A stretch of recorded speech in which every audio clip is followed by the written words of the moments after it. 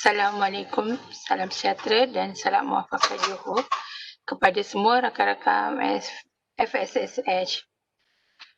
Diharapkan semuanya berada dalam keadaan sihat, ceria dan sentiasa berada dalam rahmat Allah Subhanahu Wa Taala, insya-Allah. Saya Puan Aisyah dari Sekolah Pembangunan Sumber Manusia dan Psikologi. Hari ini saya selaku moderator bagi program Santai Ilmu FSSH siri ke-20. Alhamdulillah, bersyukur kita kepada Ilahi kerana dengan izin dan limpah kurnianya dapat kita bertemu kembali dalam program Santai Ilmu FSSH, di mana program ini merupakan satu platform untuk staf PPP berkongsi ilmu, pandangan maupun sesi soal jawab. Diharapkan agar program ini berjalan dengan lancar dan semua staf mendapat manfaat hasil dari perkongsian ilmu dari ahli-ahli panel kita. Program ini mempunyai 3 sesi. 3 sesi iaitu sesi pertama, setiap panel akan memperkenalkan penulis buku serta berkongsi pengenalan buku secara ringkas. Bagi sesi kedua pula, setiap panel membuat ulasan penuh kandungan buku, dan akhir sekali sesi ketiga di mana ketiga-tiga panel akan membuat rumusan dari hasil pembacaan buku mereka. Dengan tidak melengah masa lagi, saya ingin memperkenalkan 3 ahli panel dari Sekolah Pendidikan yang sebenarnya tidak asing lagi di kalangan kita semua, iaitu Encik Fakhrul Razi bin Baharudin dengan tajuk bukunya Koleksi Mutiara Kata Al-Qarni, Puan Nazamiah binti Basri dengan tajuk buku Mata Akal Mata Hati, dan Husna binti Mat Amin tajuk buku Riwayat Bidadari Syurga. Baiklah, tanpa melengah masa lagi, saya ingin menjemput Encik Muhammad Fakhrul Razi bin Baharudin dengan buku bacaannya bertajuk Koleksi Mutiara Kata Al-Qarni bagi memulakan sesi pertama ini. Dipersilakan, Encik Fakhrul.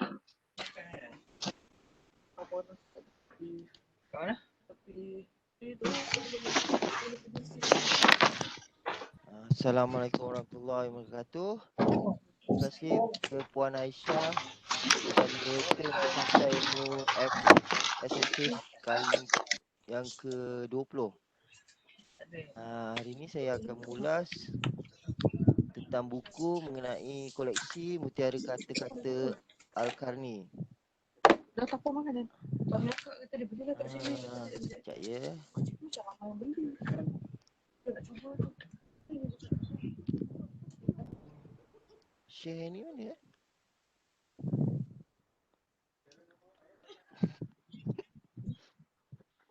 Check content.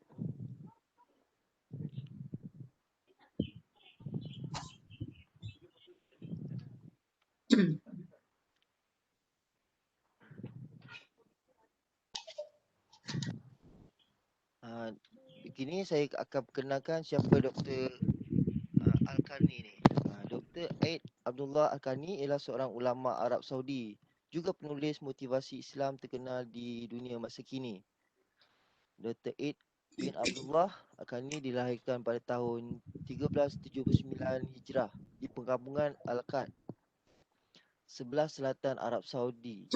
Beliau berasal dari keluarga Ma'ju Al-Qarni, memiliki ijazah kesarjanaan dari Fakulti Usuluddin Universiti Islam Imam Muhammad Ibn Saud tahun 1403 hingga 1404 Hijrah, dan sarjana dalam bidang hadis Nabi tahun 1408 Hijrah dengan tesis berjudul Al-Bid'ah wa Asaruha fi Ad-Dirayah wa Ar-Riwayah, pengaruh bid'ah terhadap ilmu dirayah dan riwayat hadis. Gelaran doktornya diraih dari universiti yang sama pada tahun 1422 Hijrah dengan judul tesis Dirasah wa Tahqiq Kitab Al-Mahfum ala Sahih Muslim Ali Al-Qurtubi, iaitu analisis kitab Al-Mahfum ala Sahih Muslim karya Al-Qurtubi.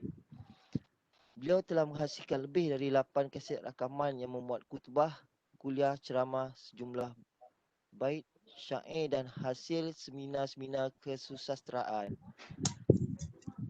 Dr. Aid Abdullah Al-Karni juga menghafal Al-Quran yang merupakan syarat mutlak sebagai mahasiswa di Arab Saudi pada umumnya, dan juga hafal kitab hadis Bulughul Maram serta menguasai 5,000 hadis dan lebih dari 10,000 bait syair Arab lama hingga moden.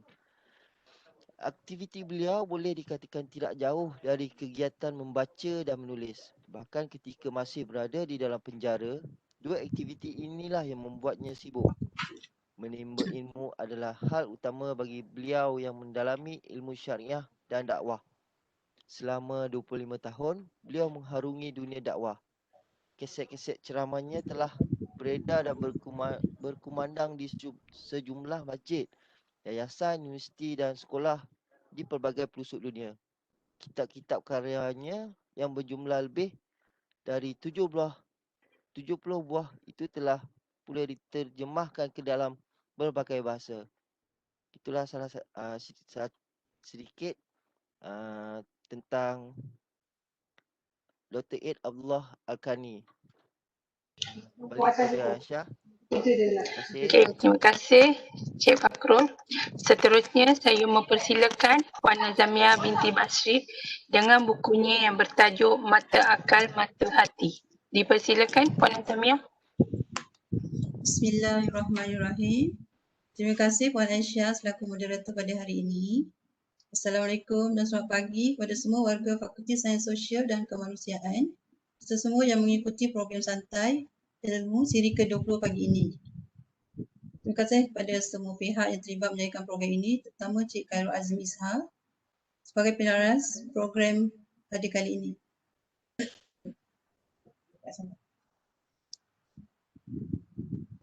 Alhamdulillah, hari ini giliran saya, Nazamiah binti Basri dari Sekolah Pendidikan untuk berkongsi ilmu dari pemujaan buku dan buku yang akan kongsi tajuk Mata Akal, Mata Hati dan ditulis oleh Datuk Profesor Dr.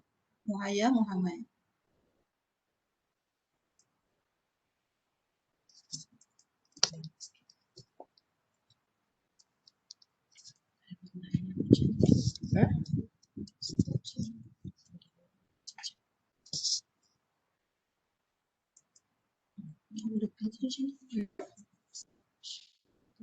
Ini pada model. Kat mana ni nak siapkan kan? Sebut saja nama Profesor Dr. Muhayya mesti semua orang dah kenal kan? Akan terbayang wajahnya serta senyum dan penuh sifat keibuan. Tutur katanya lemah lembut dan bersahaja namun penuh dengan motivasi. Dia punya sekejap ya, dia ada masalah pula.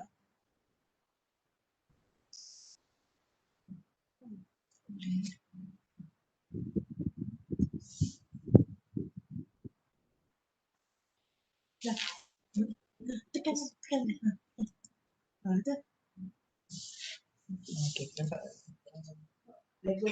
Okey, Datuk Profesor Dr. Cik Muhayya Muhammad ni berasal dari Kuala Terengganu. Banyak pencapaian telah dicapai oleh beliau. Di antaranya adalah sebagai doktor wanita pertama mengambil jurusan UASL. Penerima pingat jasa negara pada 2016, tokoh Mahyudin Rasul peringkat kebangsaan 2015, tokoh ilmuwan Selangor 2010, anugerah dakwah wanita negara 2015. Sebenarnya beliau telah menerbitkan banyak buku berkonsepkan inspirasi. Antara ialah Bahagia dan Membahagiakan, Selip Mata Riset Minda dan Pelihara Matamu. Dan hari ini saya akan berkongsi ilmu mengenai mata akal dan mata hati. Dalam buku ini terdapat dua bahagian. Bahagian pertama tajuk berfikir mematangkan diri. Dalam tajuk ni terdapat 6 lagi ciri iaitu minda, orang yang berfikir pasti berjaya, pengguna masa, penjimat, pesakit, sifat bertanggungjawab dan sifat memperbaiki diri. Bahagian kedua, hati yang tenang. Hati yang tenang pun ada 6 juga ciri. Orang yang tenang, jiwa tenang melalui sifat penyayang, kebahagiaan suami isteri, sabar itu membawa kebahagiaan dan jiwa merdeka.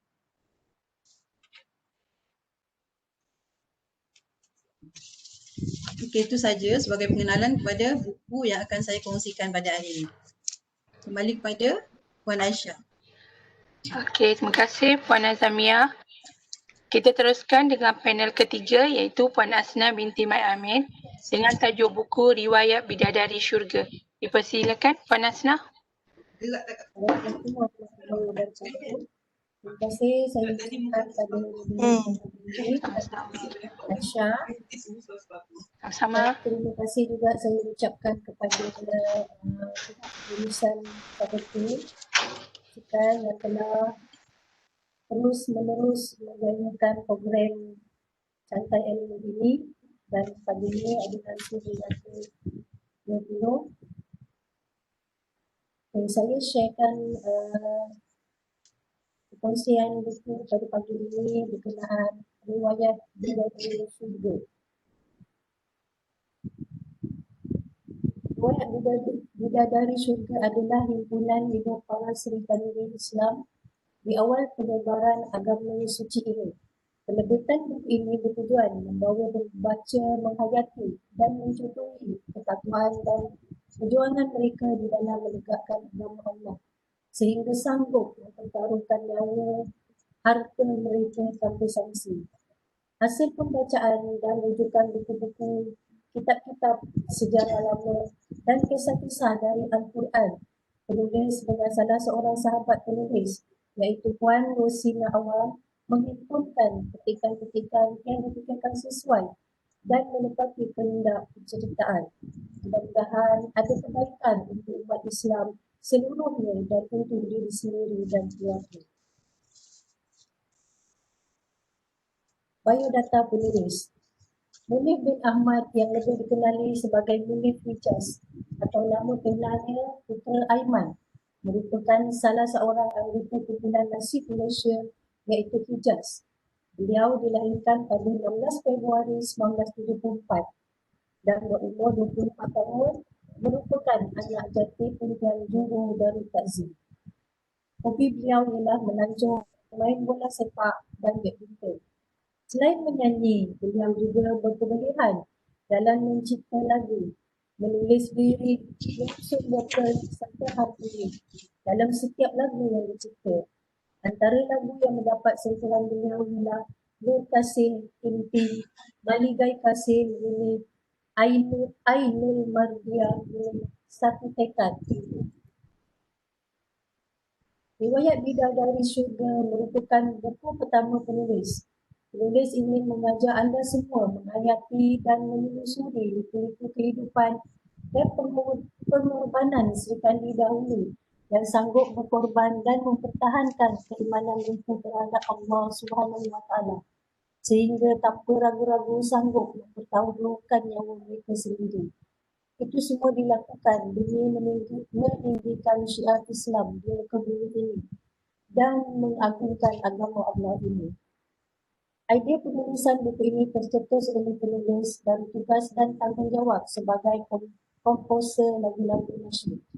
Bagi yang sering mengikuti perkembangan penulis, pasti anda sedar penulis banyak menghasilkan lagu-lagu yang bertemakan penceritaan sejarah Sri Kandi Islam, kehebatan wanita-wanita terdahulu memperjuangkan Islam dan kesanggupan mereka untuk mati kerana Islam.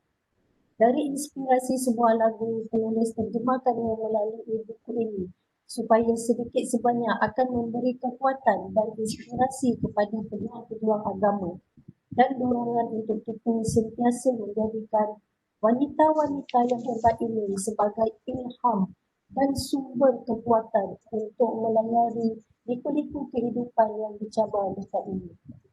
Betapa tidak, mereka yang dikatakan kaum yang lemah mampu berdiri sebaris dengan pahlawan-pahlawan. Islam jauh lebih gagah tanpa ada rasa gentar walau sedikit pun. Biarpun perjuangan itu menurut kemampuan mereka masing-masing. Namun ganjaran yang dijanjikan Allah SWT untuk mereka tetap setanding dengan apa yang telah dijanjikan untuk Allah SWT. Okey, itu saja sedikit tentang berkenaan buku riwayat Bidadari Syurga. Saya serahkan balik kepada Ibu. Okey, terima kasih Puan Hasna. Terima kasih kepada panel-panel atas pengenalan buku tersebut. Baiklah, kita teruskan untuk sesi yang kedua, ulasan penuh kandungan buku bertajuk Koleksi Mutiara Kata Al-Qarni. Dipersilakan Encik Muhammad Fakrul untuk membuat ulasan buku. Dipersilakan.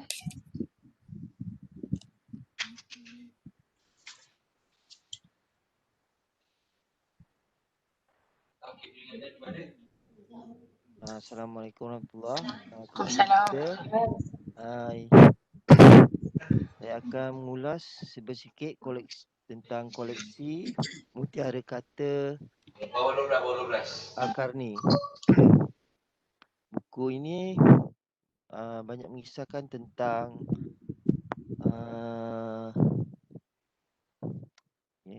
sekejap ya.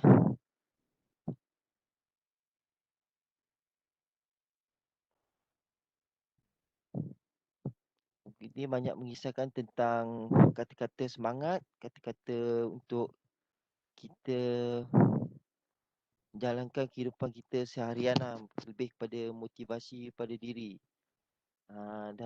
Dalam buku ni ada terdapat lebih dalam 100 lebih kata-kata bijak daripada Dr. Aid Al-Qarni mengenai kehidupan kita seharian untuk menguatkan kita, semangat-semangat kita dah. Salah satu mutiara-mutiara kata yang menarik dalam ni, contohnya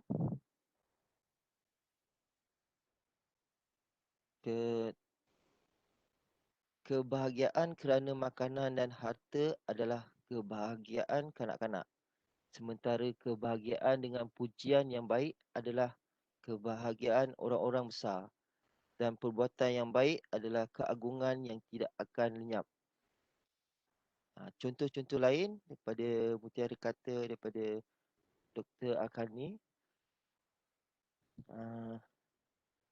Jangan lupakan firman Allah Subhanahu Wa Taala yang bermaksud, cukuplah Allah menjadi penolong kami dan Allah adalah sebaik-baik pelindung. Ali Imran daripada 173. Sungguh keyakinan seperti inilah yang boleh memadamkan kobaran api ketika kebakaran, menyelamatkan orang yang hampir tenggelam dan tunjukkan jalan kepada orang yang sesat. Contoh lain, jika suatu saat fikiranmu diliputi kekalutan atau hatimu dibayangi kesedihan atau keluarga dan hartamu meninggalkanmu, maka jangan sekali-kali merasa putus asa kerana boleh jadi Allah telah mempersiapkan di sebalik itu kebaikan yang banyak bagimu.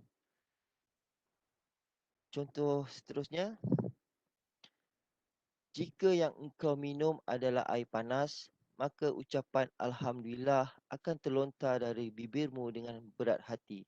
Akan tetapi, jika yang engkau minum adalah air yang sejuk, lagi segar, maka seluruh anggotamu akan mengucapkan Alhamdulillah secara spontan.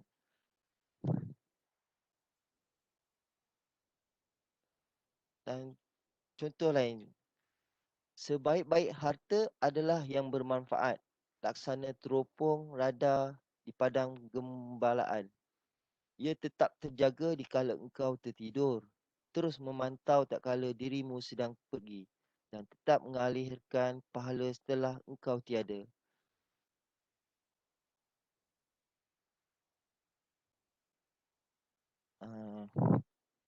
Kisah ni koleksi mutiara kata Al-Qarni ini ada kata-kata yang banyak boleh diamalkan dalam kehidupan seharian. Ada kata-kata yang tajam menikam dan pedih menampar. Dan ada juga kata-kata yang saya kurang faham maksudnya. Mungkin sebab dalam dia punya maknanya lah. Dan kita ambil yang mana kita rasa boleh menyemarakkan semangat kita lah untuk meneruskan kehidupan. Dan banyak kata-kata yang agak menusuk kalbu. Ada yang boleh diamalkan dan ada juga yang sukar untuk ditafsirkan maksud-maksudnya. Itulah sebersikit tentang koleksi mutiara kata daripada Dr. Al-Karni ni. Sekian, kembali kepada moderator. Sebab Okey, terima kasih Cik Fakrul atas ulasan penuh kandungan buku yang berkaitan. Seterusnya dijemput Puan Nazamia Basri untuk memberi ulasan penuh kandungan buku bertajuk Mata Akal, Mata Hati. Dipersilakan Puan Nazamia. Terima kasih Puan Aisyah. Sama-sama. Alhamdulillah kita semua dikurniakan sepasang mata yang cantik. Tapi kalau nak sejahterakan dan cantikkan lagi mata kita, kena tambah 2 mata lagi. Iaitu mata akal dan mata hati. So tadi saya ada bagi tahu ada 2 bahagian dalam buku ini. Yang pertama, berfikir mematangkan hati. Corak fikiran dibentuk oleh iman yang dimiliki oleh seorang. Baik imannya dan pemikiran, akan baiklah pemikiran dan tingkah laku seseorang itu. Dalam satu kajian falsafah dari barat mengatakan 2%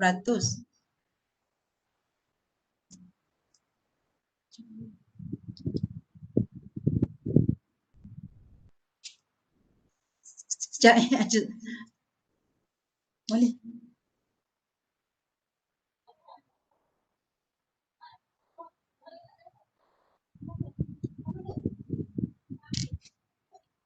Sorry ada masalah sikit. Nak back. Okey. Nak back.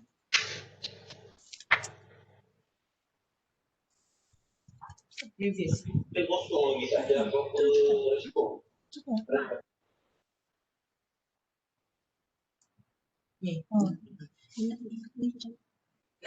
Dia tak tahu dia memang dia kat situ lah. Tak orang nampak pernah kat punya slide. Tulisan tak nampak.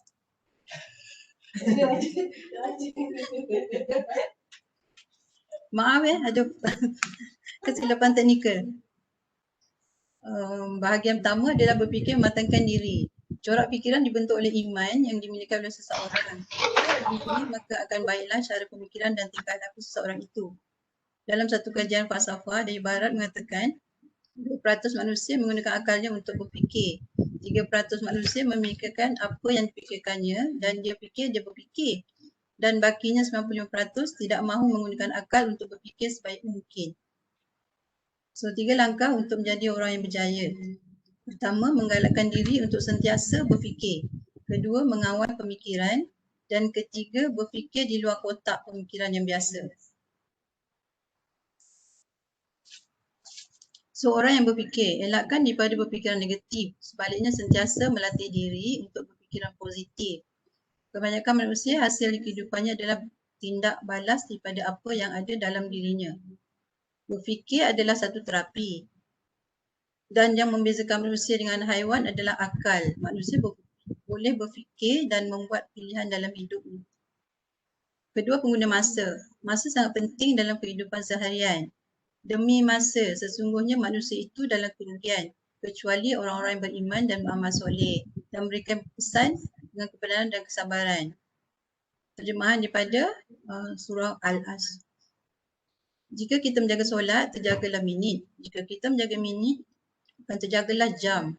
Jika kita menjaga hari, akan terjagalah bulan. Dan akhirnya jika kita menjaga bulan, akan terjagalah tahun. Jika kita ingin tahu keberkesanan seseorang dalam kehidupannya, lihatlah bagaimana mereka memanfaatkan masa mereka. Ketiga, penjimat. Saranan supaya sentiasa berjimat cermat dalam segala urusan bukanlah bermaksud supaya kita menjadi bakhil atau kedekut dalam segala yang kita miliki. Tetapi supaya kita berhati-hati agar tidak menjadi manfaat sebagai mudarat. Harta yang kita guna sebenarnya adalah milik Allah yang dipinjam dan diamanahkan. Kita hanya sebagai pengurus saja yang pasti akan ditanya ke mana harta tersebut dibelanjakan. Sentiasa bersyukur dengan nikmat dan rezeki yang ada. Banyakkan memberi. Banyak sama banyak, sikit sama sikit. Ingat sebelum kena, jimat sebelum habis. Keempat, pesakit. Perkara yang tidak perlu disebut setiap hari, perkara yang negatif lah biasanya, saya tidak sihat, saya tidak larat atau saya penat. Sekiranya kita tidak menyebut perkataan ini, maka 50% kehidupan kita sudah bahagia. Apabila kita menyebut perkataan negatif, mesej ini akan dihantar ke hati. Maka seluruh jiwa dan psikologi akan menjadi lemah. Manusia yang pandai mengawal emosi sentiasa positif, sentiasa memberi manfaat. Jarang-jarang akan menghadapi penyakit dan kehidupannya akan bahagia. Jagalah pemakanan sama ada jasmani ataupun emosi, insya-Allah akan bebas dari penyakit, terutama penyakit hati. Kelima, sifat bertanggungjawab. Mengelakkan 4 perkara yang menjadi racun dalam kehidupan dan menghalang mendapat kebahagiaan, iaitu mengeluh, merungut, mengumpat dan menyesal. Formula kejayaan adalah dengan mengambil tanggungjawab atas diri sendiri, atas apa yang berlaku dalam dunia luaran seperti kesihatan, keuangan dan kebahagiaan. Kerana apa yang berlaku di dunia luaran mencerminkan dunia dalaman kita. Maknanya kita kena baiki dalaman diri kita dulu, barulah akan keluar luaran kita. Dan yang keenam, sifat memperbaiki diri. Kehidupan kita mesti ada tujuan dan untuk berjaya kena ada wawasan. Kita perlu ubah cara minda berfikir dan jangan terlalu mengikut kepada peraturan kehidupan. Jika seseorang sibuk dengan promosi diri untuk kerjaya tetapi tidak kisah memperbaiki diri untuk kehidupan, keberhasilan kerjanya tidak mencapai tahap maksimal. Dan orang yang matang fikirannya akan menyeimbangkan kesibukannya untuk tujuan dunia dan akhirat. Malah akhirat yang akan didahulukan kerana kalau kita mengejar akhirat, dunia akan mengikut. Tetapi kalau mengejar dunia, akhirat akan tercicir. Bahagian kedua, berkenaan hati yang tenang. Orang yang mempunyai hati yang bersih dan kuat sentiasa tabah dengan dugaan yang dihadapinya. Biarpun ditimpa musibah, dia tidak pernah mengeluh walaupun hakikatnya dia sedang menghadapi kesulitan. Dia tetap tenang. Orang yang tenang sentiasa menang. Dalam tajuk ni ada beberapa ciri juga. Yang pertama, orang yang tenang. Kebanyakan kita ingin ketenangan tetapi kita tidak menenangkan orang lain. Kita nak bahagia tapi tidak membahagikan orang. Juga nak kebebasan diri tapi kita mengungkung orang lain. Orang yang bijak akan berfikir masalah sebagai batu loncatan, bukan sebagai satu halangan untuk berjaya. Dalam kehidupan, yang penting bukan apa yang berlaku tetapi apa tindakan kita terhadap apa-apa yang berlaku. Sifat penyayang.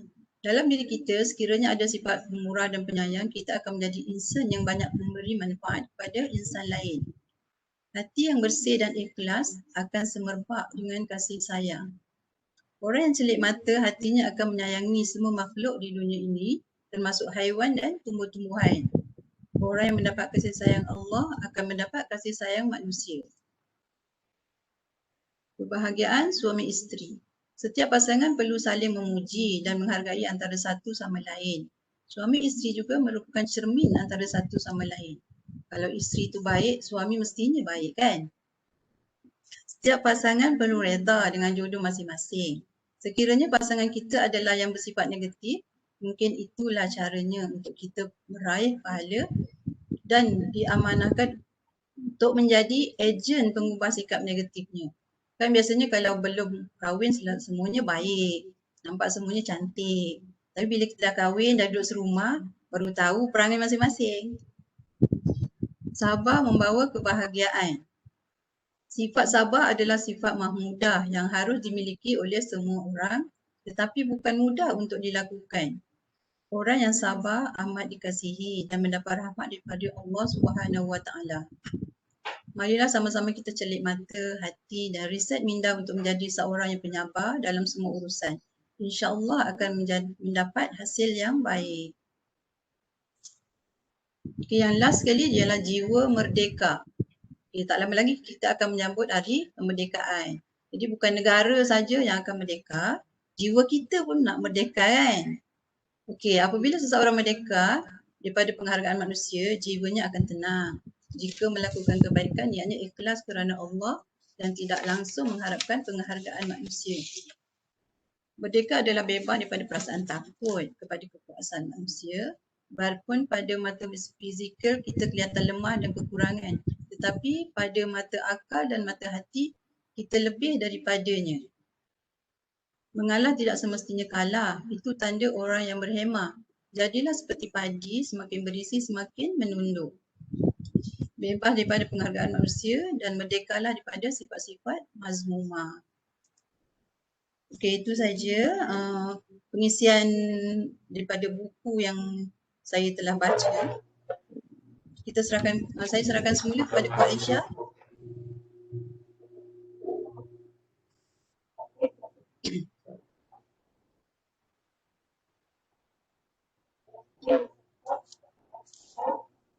Mana suara?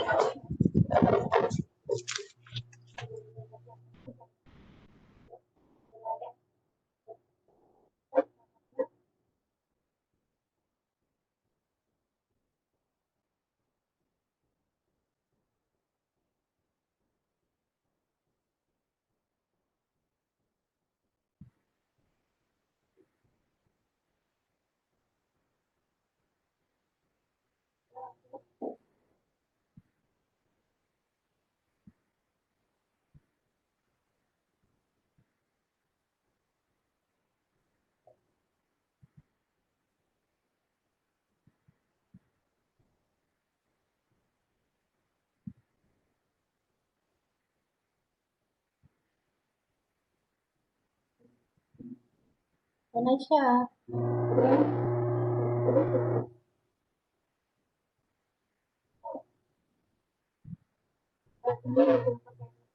Tak dengar pun. Aisyah mute ke? Tak dengar suara.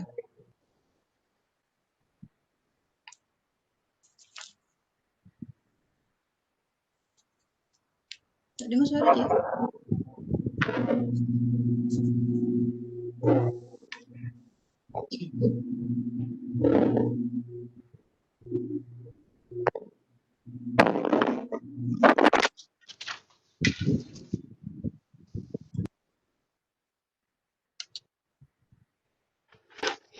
Mute. Ya. Dah, mute tak mute? Dah ada.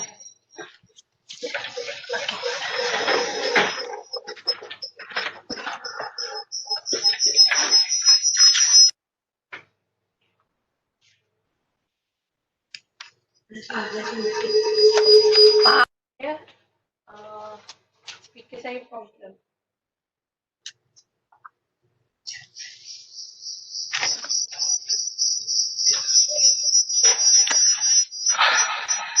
Okey, maaf, speaker saya problem sikit. Terima kasih Puan Azamia.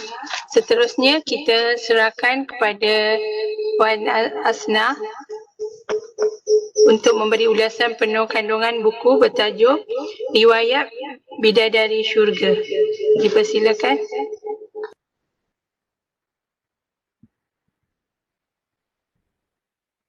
Terima kasih Puan Aisyah. Riwayat Bidadari Syurga adalah himpunan kisah-kisah benar berlaku diceritakan oleh penulis Tak boleh. jadi pendorong kepada Walaupun macam cinta sesama manusia, iaitu cinta Adam dan Hawa. Adam manusia pertama dicipta oleh Allah, Hawa dicipta dari satu tulang rusuk Adam.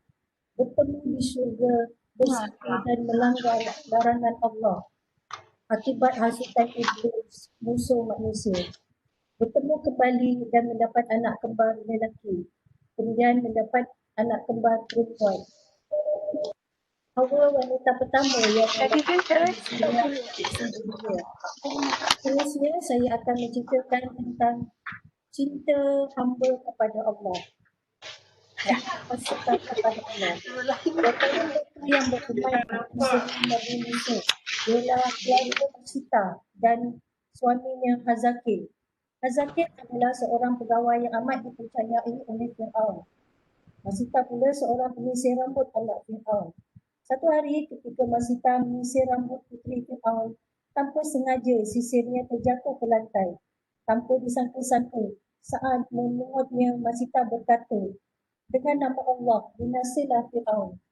Mendengar ucapan Masita itu, puteri Fir'aun amat marah dan mengancam untuk menakutkan pada ayahandanya. Masita sedikit pun tidak gentar dengan ancaman itu. Akhirnya Masita dipanggil Fir'aun dan Fir'aun bertanya, apa betul kau telah mengucapkan kata-kata penghinaan terhadapku? Dan siapakah Tuhan yang engkau sembah selama ini? Betul, baginda raja yang zalim dan tiada Tuhan selain Allah, jawab Masita dengan berani. Fir'aun menjadi murka, memerintahkan pengawal-pengawalnya memanaskan minyak sekuali besar. Fir'aun memperintahkan kepada Masita, jika dia ingin selamat bersama kedua anaknya, dia mesti mencari Allah. Jika Masita engkar, dia dan kedua-dua anaknya akan dimasukkan ke dalam tanah yang sedang mendidih minyaknya. Masita tidak menyerah kalah. Dia tetap mempertahankan keimanannya.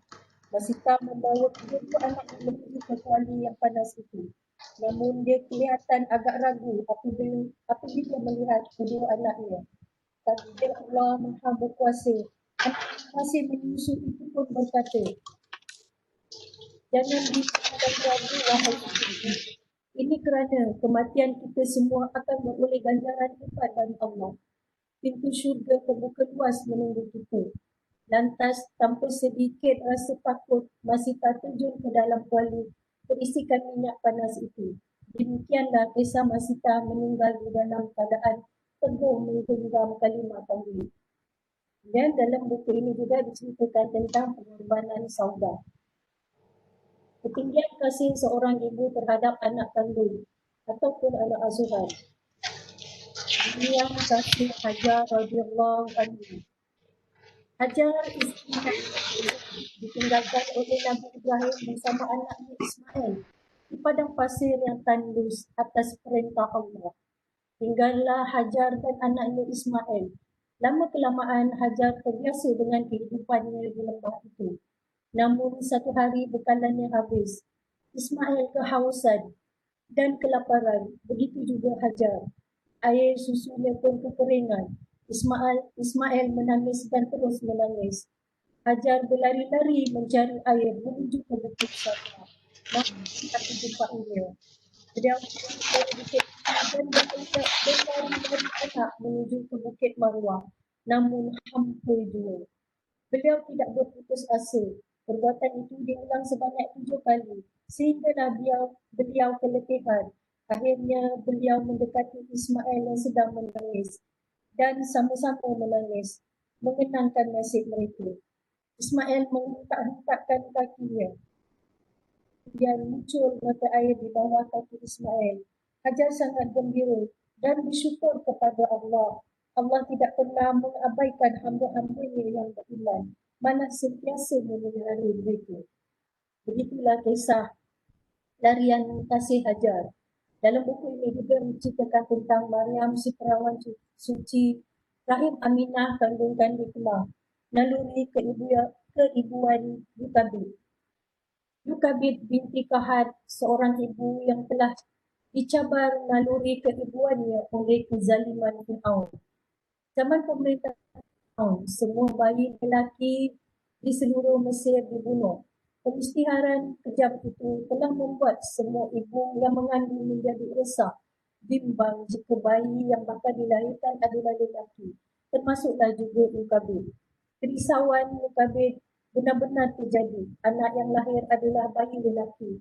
Hatinya menjadi sayu. Perasaan kasihan menyelubungi hatinya dan tak tahu apa yang harus dilakukan. Suatu hari, polis Fir'aun ke rumahnya. Yukabid telah menyembunyikan bayinya di dalam tempayan pembakar roti. Setelah digeledah, polis Fir'aun tidak menjumpai bayi itu. Maka terselamatlah bayi Yukabid. Yukabid terus memelihara anaknya dalam rumah secara rahsia. Namun beliau tetap merasa bingung dan sentiasa di dalam ketakutan. Firman Allah, dan kami ilhamkan kepada Ibu Yusuf, janganlah kau dalam pada itu jika engkau takutkan sesuatu bahaya mengenainya dari antara Fir'aun, maka letakkanlah beliau di dalam peti dan lepaskanlah beliau ke laut, dan janganlah engkau merasa bimbang, dan jangan pula berduka cita. Sesungguhnya kami akan mengembalikannya kepadamu, dan kami akan melantiknya menjadi salah seorang dari rasul-rasul kami. Surah Al-Qasas ayat 7. Mukabir pun menurutinya, tetapi beliau tetap merasa bimbang.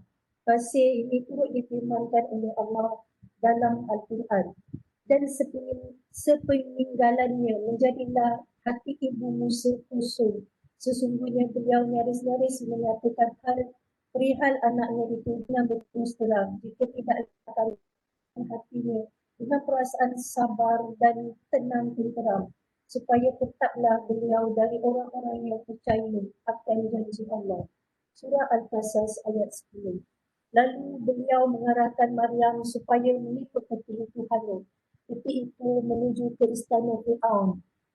Asia memelihara Musa dengan penuh kasih sayang. Ketika Asia mencari tukang susu Musa, ramai yang menawarkan diri, namun semua ditolak oleh Musa. Hinggalah Yukabid datang dan menawarkan diri. Musa terus menerimanya. Begitulah kasih Yukabid, seorang ibu yang begitu tabah menghadapi takdir dan ketentuan Allah SWT. Beliau begitu yakin dengan janji-janji Allah. Pun kasihnya sebagai ibu pencabar. Namun beliau percaya Allah akan kembali menemukannya dengan anaknya. Dialah contoh ketabahan seorang ibu yang tiada bandingannya. Dalam buku ini juga mengisahkan tentang kasih seorang ibu susuan. Ibu kasih Barakah pengasuh Rasulullah dan ibu susuan iaitu Halimah Sa'diyah. Jadi santapan Rasulullah. Kesabaran dan ketabahan Sri Kandi juga diceritakan dalam buku riwayat Bidadari Syurga. Ganjar Allah. Syurga menanti Sumayyah sekeluarga. Sumayyah binti Kayyad, hamba Abu Huzaifah bin Al-Mughirah dari suku Bani Mahzum. Walau telah lanjut usia, imannya begitu kuat dan teguh. Berbagai pemeriksaan dilakukan ke atas dirinya, namun beliau tidak menyerah kalah. Sumayyah berkahwin dengan Yasir. Hasil perkahwinan itu mereka dikurniakan seorang anak bernama Ahmad. Hiduplah keluarga ini di bawah naungan Bani Mahzum dengan aman dan bahagia. Berita keislaman keluarga Yasir akhirnya diketahui ramai.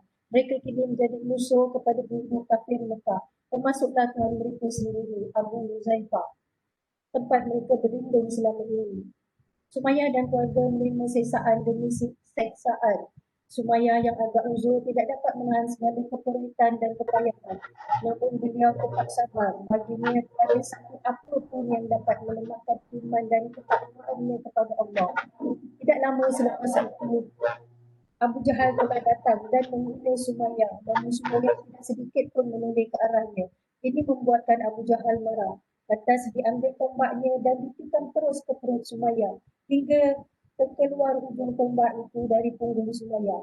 Sumayyah adalah orang pertama syahid. Yasir pula mati akibat perlu menerima siksaan. Asiyah Ratu Syahadah. Asia isteri Fir'aun. Beliau terpaksa berkahwin dengan Fir'aun yang kafir dengan beberapa syarat yang diberi pada Fir'aun. Pertama, bebaskan kedua ibu bapanya dan menjaga kebajikan kedua ibu bapanya. Asia sudi menjadi isteri Fir'aun namun merdeka di dalam acara tertentu tetapi tidak bersedia ditiduri Fir'aun. Fir'aun bersetuju dengan syarat Asia. Asia hidup dalam istana Fir'aun namun beliau tetap patuh kepada Allah dan beribadat sepanjang masa. Setiap malam Asia Allah agar dirinya tidak disentuh oleh Fir'aun. Allah memperkenankan permintaan Asia dan mencipta wanita iblis menyerupai Asia. Wanita inilah yang meniduri Fir'aun setiap malam. Masita bekerja dengan Fir'aun sebagai penyisir rambut Fir'aun. Beliau dan keluarganya berjam Fir'aun rahsia dan mereka terbongkar. Asia yang turut menyaksikan kejadian itu melaknati Fir'aun dengan ucapan yang amat pedas. Beliau tidak mahu lagi diperistiwakan Fir'aun dan dibunuh. Kata-kata itu membuatkan kemarahan Fir'aun dan memerintahkan Haman untuk memenjarakan Asia dan menyisirnya dengan tanpa diberi makan dan minum. Asia melihatnya di dalam sekisaan hamba dengan lidahnya tidak berhenti mengagungkan Allah. Itulah Asia, Ratu Syahadah yang berkorban di tengah kawan suaminya sendiri demi mempertahankan keimanannya kepada Allah. Matanya tidak buta oleh kemewahan dunia. Kisahnya menjadi pedoman kepada semua muslimin, terutamanya wanita untuk tidak gentar menentang kejahatan dan kebatilan apatah di hadapan mata sendiri. Kebijakan kesanaan keberanian. Asia, Ratu Syahadah, Ismail bin Abi Bakar, kaulah pejuang Muslim. Juga ada diceritakan dalam riwayat Bidadari Syurga. Terusnya saya ingin menceritakan tentang cinta hamba pada Allah. Rabiatul Adawiyah. Rabiah dibesarkan dalam keluarga miskin di kota Basrah. Walaupun miskin namun hatinya penuh keimanan. Beliau sentiasa mengingati Allah. Rabiah menghabiskan waktunya menghambakan diri kepada Allah. Dia tak merasakan itu satu bebanan bagi dia. Malah ia menjadi kemanusan dan kerinduan yang tak terkata. Ketakwaannya pada Allah semakin meningkat. Kepercayaannya kepada takdir semakin teguh dan keyakinannya pada rahmat Allah tidak pernah luntur. Rabiah menjadi hamba seorang pedagang yang kejam dan zalim. Beliau disuruh membuat kerja-kerja berat dan disiksa. Satu hari beliau ke satu tempat dan dikejar oleh seorang lelaki. Rabiah lari dengan begitu pantas tanpa memerhatikan jalan yang hendak dilaluinya. Beliau terjatuh dan tangannya patah. Lalu beliau berdoa pada Allah. Ya Allah, aku ini seorang hamba. Walaupun tanganku patah, aku reda. Jika kau reda ke atasku, tunjukkanlah aku keredaanmu.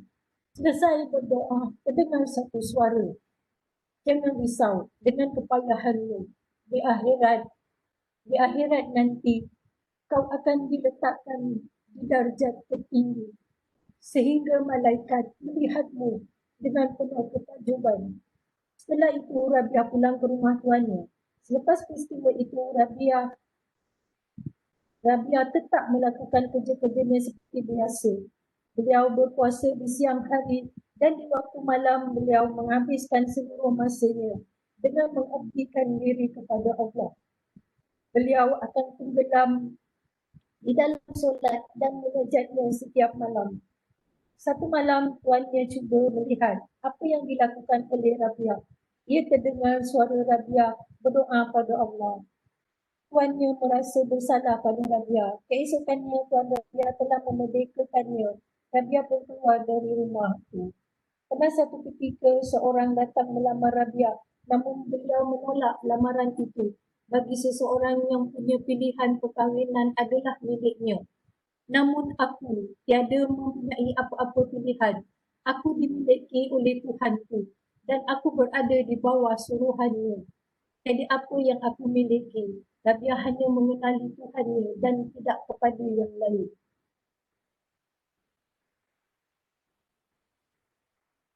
Zinnira, mata Zinnira jadi taruhan cintanya. Zinnira bukan dari golongan terkenal di dunia, tetapi Allah telah memuliakannya kerana pengorbanannya yang begitu hebat sekali. Zinnira seorang wanita suci yang mempunyai ketakwaan yang begitu tinggi dan tauhid yang mendalam di jiwanya. Walaupun diseksa dengan pelbagai siksaan, hatinya tetap teguh pada kalimah Allah. Beliau menerima segalanya dengan reda. Biarpun seluruh tubuhnya hancur disebabkan oleh siksaan demi siksaan. Satu hari berita keislamannya diketahui oleh Umar. Dengan perasaan marah yang meluap-luap, Umar terus menemui Zinnira dan menyiksanya dengan teruk. Zinnira disepak terajang, kedua belah kakinya diikat dan dibiarkan di tengah sinar mentari. Tubuhnya dihimpit dengan batu yang amat berat. Apa yang dialaminya tidak sedikit pun memberi kesan ke atas dirinya. Malah lidahnya tidak henti mengucap kalimah Allah. Allah, Allah, Allah. Allahu Akbar. Di dalam hatinya berdebar.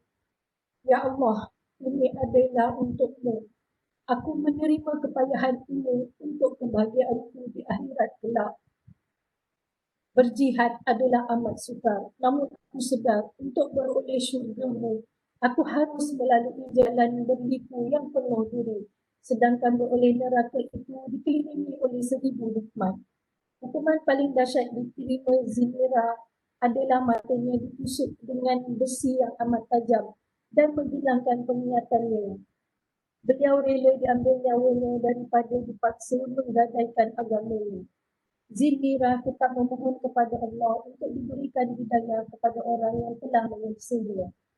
Walaupun tidak dapat melihat keindahan alam, namun hatinya tetap menikmati sinaran Islam. Beliau telah difitnah oleh musuh-musuhnya mengatakan kononnya Tuhan mereka Lata dan Uzza telah membutakan mata Zinira.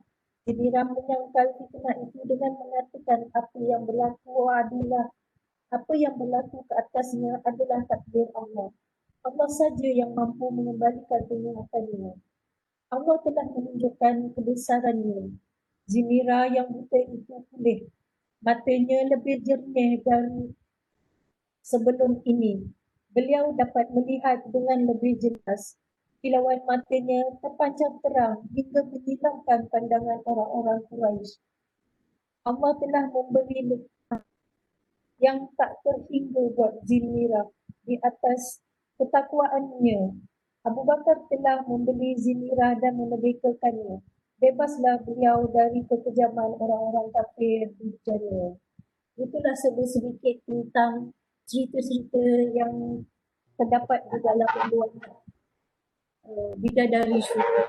Selanjutnya saya serahkan kepada Puan Aisyah.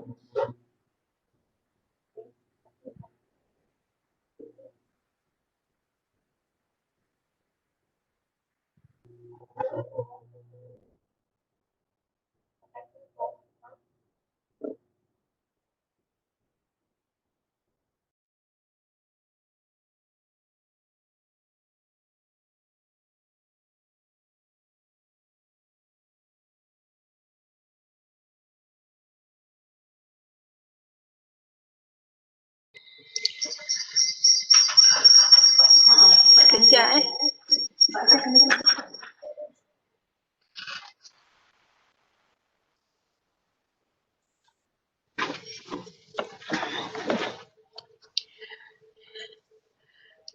Okey, terima kasih Puan Nasna.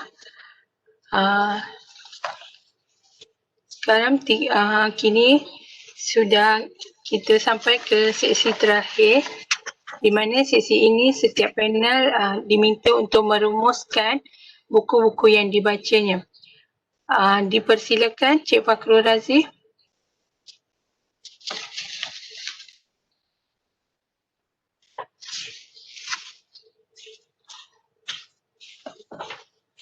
Assalamualaikum, kembali semula. Apa yang saya dapati daripada koleksi Mutiara Kata Al-Kani ni, Cik Fakhrul, suara tak dengar. boleh dengar? Hello?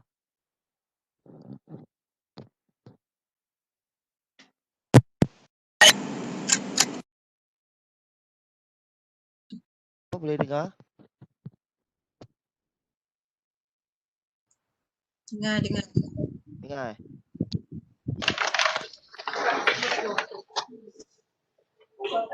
Okay, saya teruskan mengenai buku koleksi. Cik Fakhrul, suara tak dengar.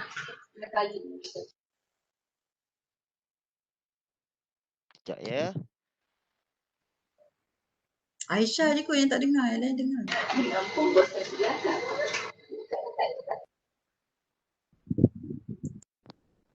Boleh dengar semua? Yang lain boleh dengar? Fakhrul dengar, teruskan. Okay. Mengenai tentang koleksi Mutiara Kata daripada Dr. Ed Abdullah Al-Kani ni, ianya banyak berikan kata-kata motivasi lah untuk kita dalam menghadapi kehidupan kita seharian. Yang mana-mana kalau kata dia yang stres ke apa ke, bolehlah baca buku ni dan kita ambil lah kata-kata yang boleh menyemarakkan kembali semangat-semangat kita dan untuk meneruskan perjalanan hidup kita dengan lebih baik. Banyak mengisahkan tentang kehidupan orang lain, persekitaran kita dan macam-macam lagi lah untuk bimbingan kita lah. Itu saja daripada saya tentang koleksi Mutiara Kata daripada Dr. Aid Abdullah Al-Khadimi. Terima kasih. Kembali kepada moderator. Terima kasih Cik Fakhrul. Saya serahkan pada Puan Nazamiah untuk membuat rumusan. Silakan.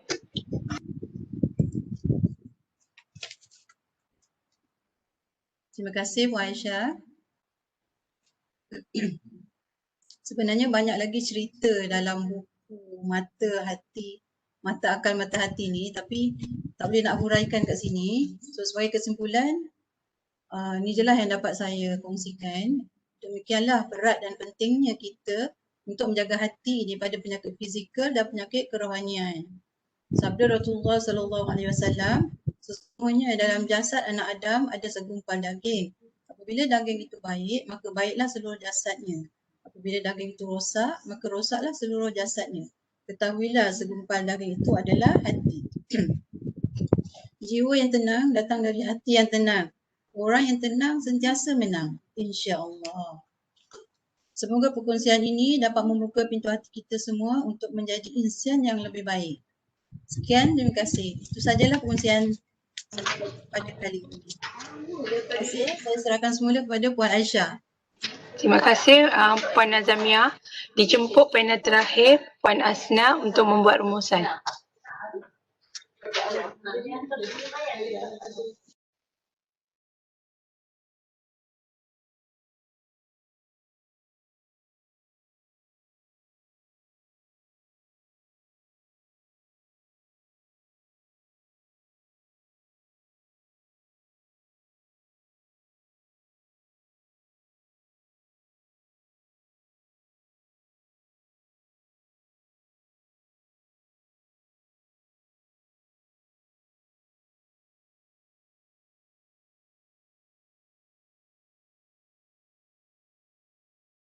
Sekarang suci, baginda cinta Khadijah, Zainab binti Muhammad di antara dua cinta, Fatimah Azhara seluruhnya surga.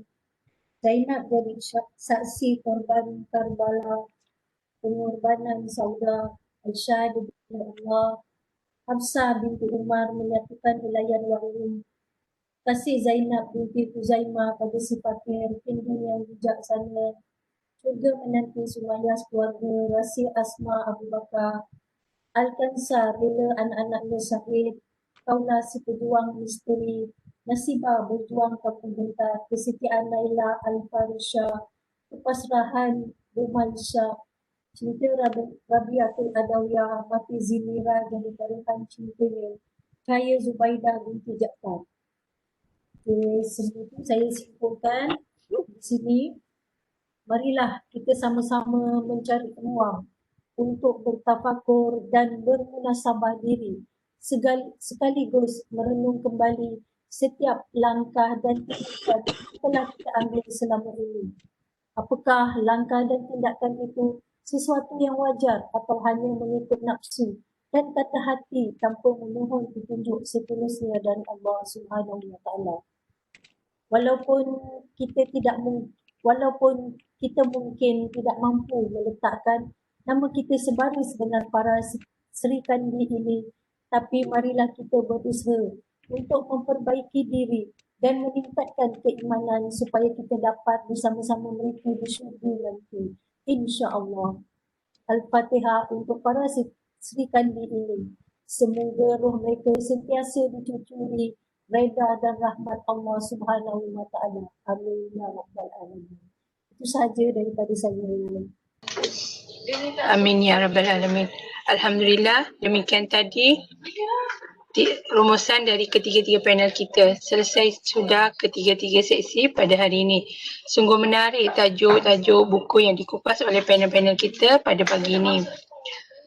Terima kasih atas sesi perkongsian oleh semua ahli panel. Semoga kita semua mendapat manfaat di atas perkongsian tersebut.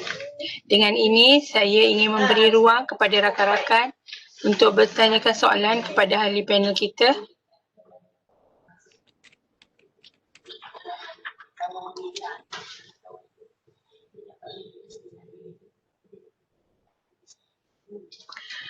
Nampaknya tak ada soalan dimajukan. Alhamdulillah kita sudah berada di penghujung program Santai Ilmu FSSH.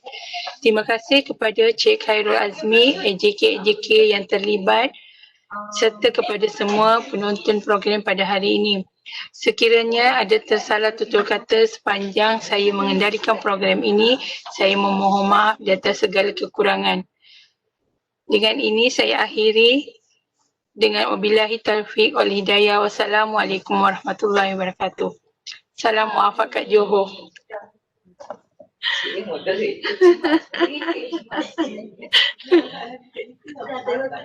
kasih semua. Aisyah.